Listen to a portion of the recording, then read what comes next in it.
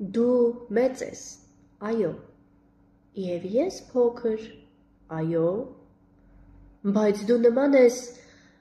այն մեծ սլաքին, որն իմ ժամերը նշող սլաքի ամեն մի քայլին հասնելու համար 6 տասնյակ քայլ է ստիպված անում։ Նոր բան չեմ ասում, ոչ էլ քեզանից ինձ գերադասում, կամ ձգտում հատուկ դիրքի ու փառքի։ Մենք ծառայում ենք նույն ժամանակին և ցույց ենք տալիս ժամանակը նույն։ Ես դարի ժամը, դու րոպեն դարի։